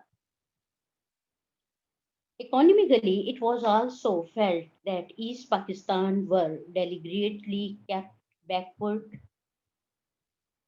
The allocations of the resources by the central government for East Pakistan was comparatively lower to that of the West Pakistan. These political and economic differences created a sense of deprivations in East Pakistan, which was exploited by Sheikh Mujibur Rahman. The use of force caused many casualties and left a bad impression on the people of East Pakistan and was deprived of their support. At these junctures, when India used force in East Pakistan, it was helped and backed by the Awami League force, and this Pakistan lost the war.